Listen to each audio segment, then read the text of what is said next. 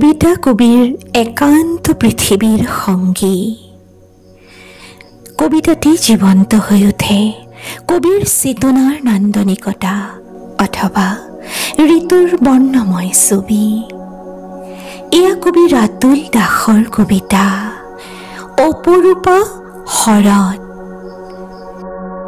গ্ৰীষ্মৰ তপ্ত বুকুৰে বগাই যেতিয়া অপৰূপা শৰৎ আহে, নীলিম আকাশত শুকুলা মেঘে লুকা ভাকু খেলে।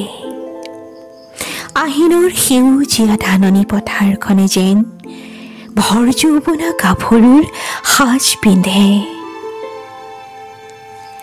নৈ পাৰৰ কহুৱা দৰাটো হেঁপাহৰ নাচোন, হেঁপাহৰ নাচোন।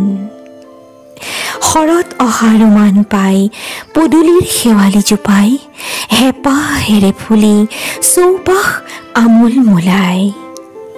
এনে লাগে শৰতৰ মিঠা বতাহ জাকে তোমাৰ মনৰ ঠিকনালৈ মোৰ হৃদয়ৰ কোঠালিত যেন ভুমুকি মাৰে। বাৰিষাৰ বোকা পানী আঁতৰাই মোৰ হৃদয় পথাৰখনতো প্ৰেমৰ অনুভৱবোৰ সজীৱ হৈ উঠে।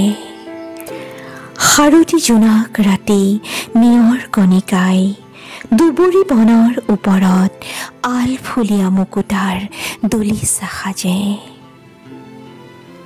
এনে লাগে শৰতে যেন তোমাৰ হৃদয়ৰ পৰা প্ৰেমৰ এখনি নৈ মোৰ হৃদয়লৈ বোৱাই আনে, মোৰ হৃদয়লৈ বোৱাই আনে, বৈ আনে।